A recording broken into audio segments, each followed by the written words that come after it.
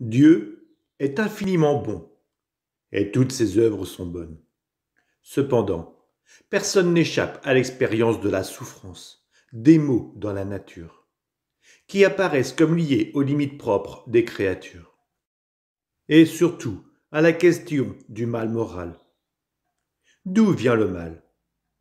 Je cherchais d'où vient le mal, et je ne trouvais pas de solution, dit saint Augustin.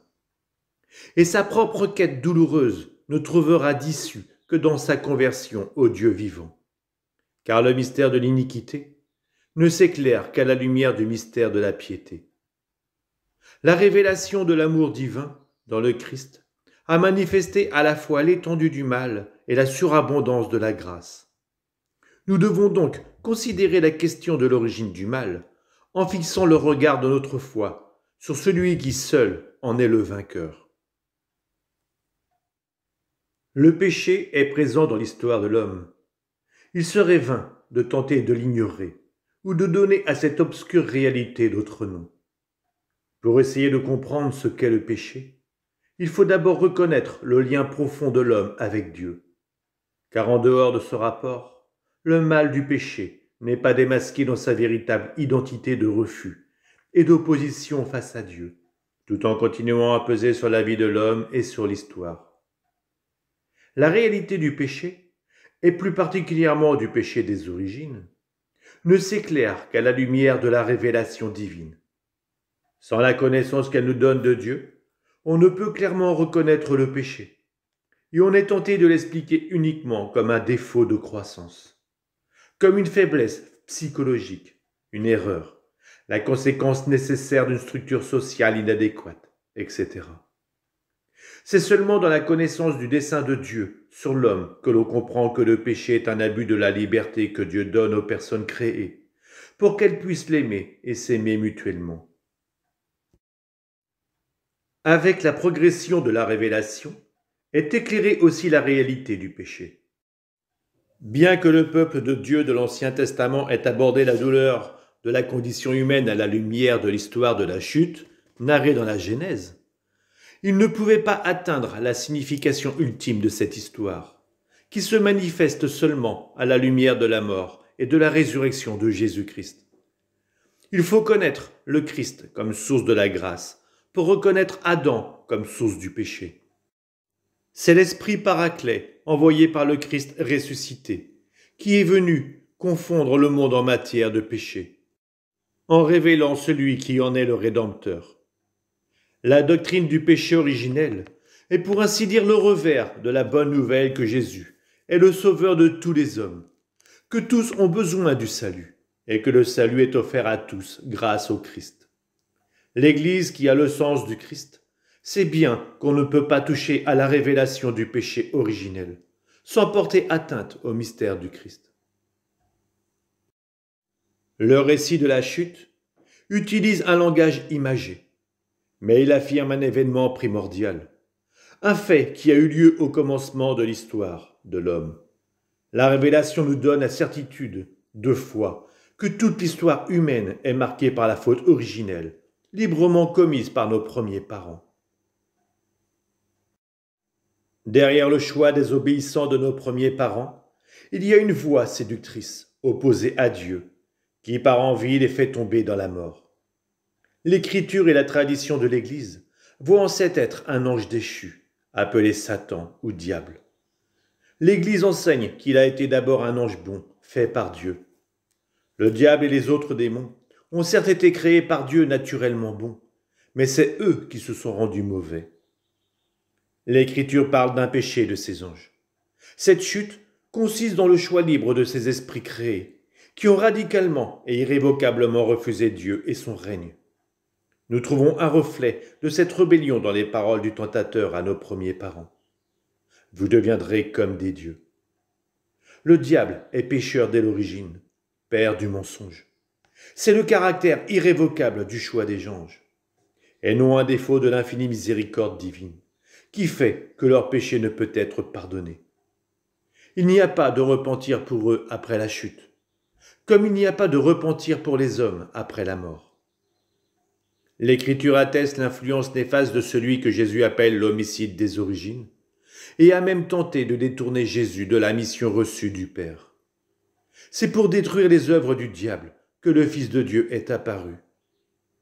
La plus grave en conséquence de ces œuvres a été la séduction mensongère qui a induit l'homme à désobéir à Dieu. La puissance de Satan n'est cependant pas infinie. Il n'est qu'une créature, puissante du fait qu'il est pur esprit, mais toujours une créature. Il ne peut empêcher l'édification du règne de Dieu. Quoique Satan agisse dans le monde par haine contre Dieu et son royaume en Jésus-Christ, et que son action cause de graves dommages, de nature spirituelle et indirectement même de nature physique, pour chaque homme et pour la société, cette action est permise par la divine providence, qui, avec force et douceur, dirige l'histoire de l'homme et du monde. La permission divine de l'activité diabolique est un grand mystère, mais nous savons que Dieu fait tout concourir au bien de ceux qu'il aime. Dieu a créé l'homme à son image et l'a constitué dans son amitié. Créature spirituelle, l'homme ne peut vivre cette amitié que sur le mode de la libre soumission à Dieu. C'est ce qu'exprime la défense faite à l'homme de manger de l'arbre de la connaissance du bien et du mal, car du jour où tu en mangeras, tu mourras. L'arbre de la connaissance du bien et du mal évoque symboliquement la limite infranchissable que l'homme, en tant que créature, doit librement reconnaître et respecter avec confiance. L'homme dépend du Créateur, il est soumis aux lois de la création et aux normes morales qui règlent l'usage de la liberté. L'homme tenté par le diable a laissé mourir dans son cœur la confiance envers son Créateur et en abusant de sa liberté, a désobéi au commandement de Dieu. C'est en cela qu'a consisté le premier péché de l'homme. Tout péché par la suite sera une désobéissance à Dieu et un manque de confiance en sa bonté. Dans ce péché, l'homme s'est préféré lui-même à Dieu, et par là même, il a méprisé Dieu. Il a fait choix de soi-même contre Dieu, contre les existences de son état de créature, et dès lors contre son propre bien. Créé dans un état de sainteté, l'homme était destiné à être pleinement divinisé par Dieu dans la gloire. Par la séduction du diable, il a voulu être comme Dieu, mais sans Dieu et avant Dieu, et non pas selon Dieu. L'Écriture montre les conséquences dramatiques de cette première désobéissance. Adam et Ève perdent immédiatement la grâce de la sainteté originelle. Ils ont peur de ce Dieu, dont ils ont conçu une fausse image, celle d'un Dieu jaloux de ses prérogatives. L'harmonie dans laquelle ils étaient, établie grâce à la justice originelle, est détruite. La maîtrise des facultés spirituelles de l'âme sur le corps est brisée. L'union de l'homme et de la femme est soumise à des tensions. Leurs rapports seront marqués par la convoitise et la domination. L'harmonie avec la création est rompue. La création visible est devenue pour l'homme étrangère et hostile. À cause de l'homme, la création est soumise à la servitude de la corruption. Enfin, la conséquence explicitement annoncée pour le cas de la désobéissance se réalisera. L'homme retournera à la poussière de laquelle il est formé. La mort fait son entrée dans l'histoire de l'humanité. Depuis ce premier péché, une véritable invasion du péché inonde le monde. Le fratricide commis par Caïn sur Abel, la corruption universelle à la suite du péché. De même, dans l'histoire d'Israël, le péché se manifeste fréquemment, surtout comme une infidélité au Dieu de l'Alliance et comme transgression de la loi de Moïse. Après la rédemption du Christ aussi, parmi les chrétiens, le péché se manifeste de nombreuses manières. L'Écriture et la tradition de l'Église ne cessent de rappeler la présence et l'universalité du péché dans l'histoire de l'homme. Ce que la révélation divine nous découvre, notre propre expérience le confirme. Car l'homme, s'il regarde de son cœur, se découvre également enclin au mal, submergé de multiples maux qui ne peuvent provenir de son Créateur, qui est bon, refusant souvent de reconnaître Dieu comme son principe. L'homme a par le fait même brisé l'ordre qui l'orientait à sa fin dernière, et en même temps, il a rompu toute harmonie, soit par rapport à lui-même, soit par rapport aux autres hommes et à toute la création. Tous les hommes sont impliqués dans le péché d'Adam. Saint Paul l'affirme.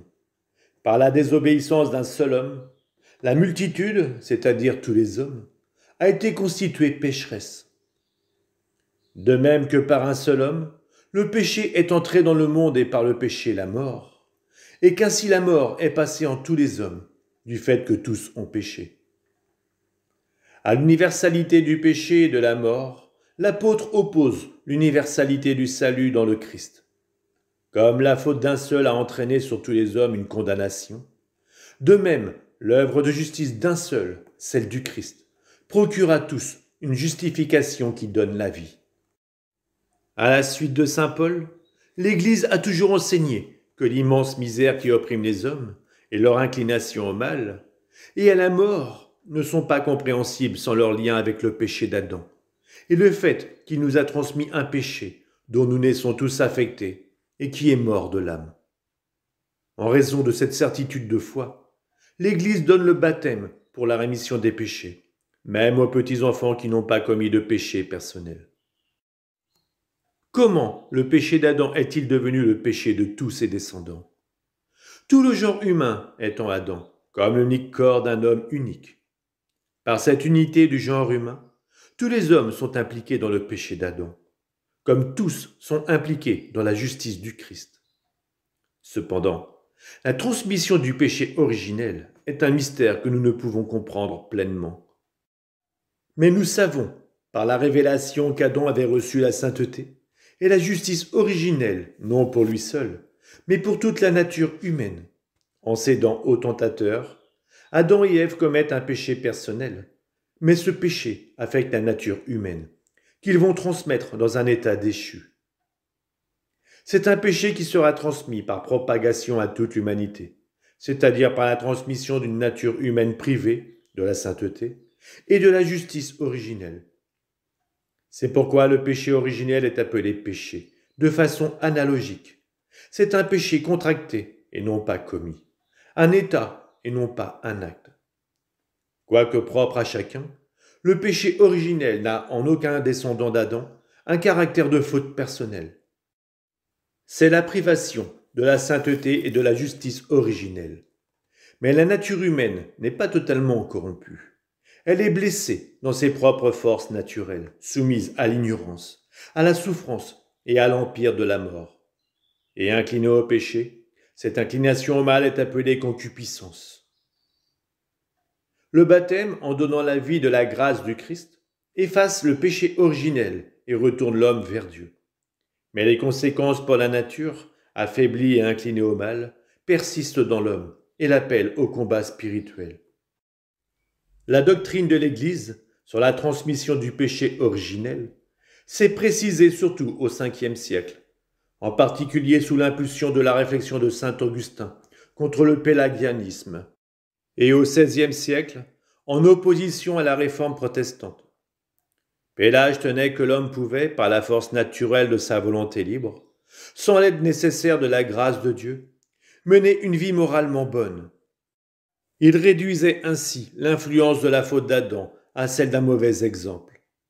Les premiers réformateurs protestants, au contraire, enseignaient que l'homme était radicalement perverti et sa liberté annulée par le péché des origines. Ils identifiaient le péché hérité par chaque homme avec la tendance au mal, qui serait insurmontable. L'Église s'est spécialement prononcée sur le sens du donné révélé concernant le péché originel au deuxième concile d'Orange en 529 et au concile de Trente en 1546. La doctrine sur le péché originel, liée à celle de la rédemption par le Christ, donne un regard de discernement lucide sur la situation de l'homme et de son agir dans le monde. Par le péché des premiers parents, le diable a acquis une certaine domination sur l'homme, bien que ce dernier demeure libre. Le péché originel entraîne la servitude sous le pouvoir de celui qui possédait l'empire de la mort, c'est-à-dire du diable. Ignorer que l'homme a une nature blessée, inclinée au mal, donne lieu à de graves erreurs dans le domaine de l'éducation, de la politique, de l'action sociale et des mœurs. Les conséquences du péché originel et de tous les péchés personnels des hommes confère au monde dans son ensemble une condition pécheresse, qui peut être désignée par l'expression de saint Jean, le péché du monde. Par cette expression, on signifie aussi l'influence négative qu'exercent sur les personnes les situations communautaires et les structures sociales qui sont le fruit des péchés des hommes. Cette situation dramatique du monde, qui tout entier gît au pouvoir du mauvais, fait de la vie de l'homme un combat. Un dur combat contre les puissances des ténèbres passe à travers toute l'histoire des hommes. Commencé dès les origines, il durera, le Seigneur nous l'a dit, jusqu'au dernier jour. Engagé dans cette bataille, l'homme doit sans cesse combattre pour s'attacher au bien. Et non sans grands efforts, avec la grâce de Dieu, il parvient à réaliser son unité intérieure. Après sa chute, l'homme n'a pas été abandonné par Dieu. Au contraire, Dieu l'appelle et lui annonce de façon mystérieuse la victoire sur le mal et le relèvement de sa chute. Ce passage de la Genèse a été appelé protévangile, étant la première annonce du Messie rédempteur, celle d'un combat entre le serpent et la femme, et de la victoire finale d'un descendant de celle-ci. La tradition chrétienne voit dans ce passage une annonce du nouvel Adam, qui, par son obéissance jusqu'à la mort de la croix, répare en surabondance la désobéissance d'Adam. Par ailleurs, de nombreux pères et docteurs de l'Église reconnaissent dans la femme annoncée dans le protévangile la mère du Christ, Marie, comme nouvelle Ève. Elle a été celle qui, la première, et d'une manière unique, a bénéficié de la victoire sur le péché remporté par le Christ. Elle a été préservée de toute souillure du péché originel. Et durant toute sa vie terrestre, par une grâce spéciale de Dieu, elle n'a commis aucune sorte de péché. Mais pourquoi Dieu n'a-t-il pas empêché le premier homme de pécher? Saint Léon le Grand répond: la grâce ineffable du Christ nous a donné des biens meilleurs que ceux que l'envie du démon nous avait ôtés.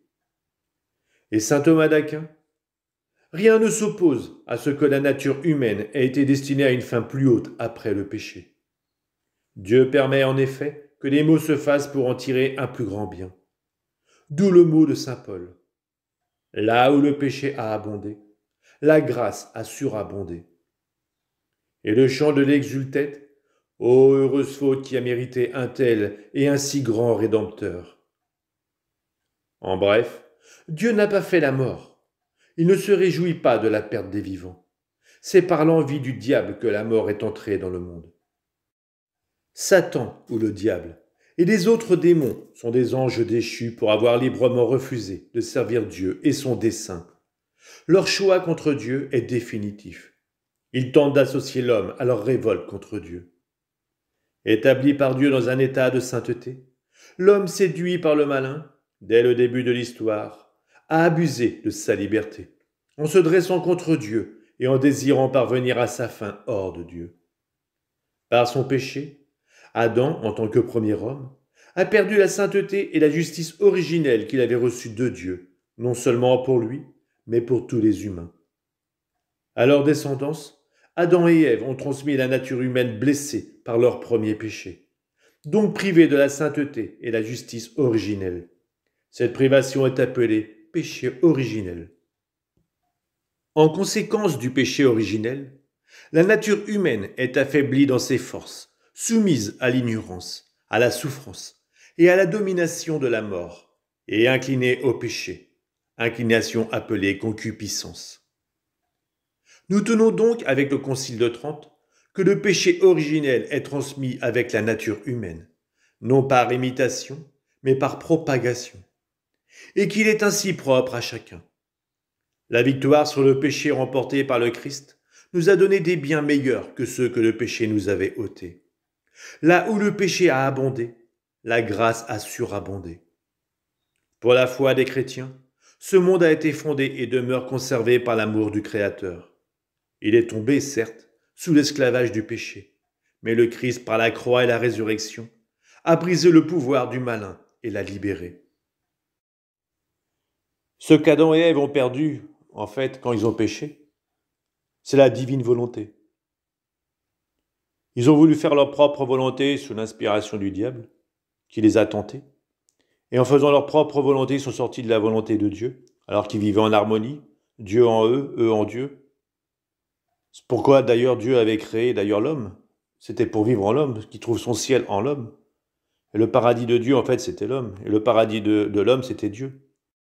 Et Dieu, ne trouvant plus son paradis sur la terre en l'homme, et il est en souffrance. Parce que ce pourquoi il a créé l'homme, il ne le retrouve plus, puisque l'homme est sorti de sa volonté.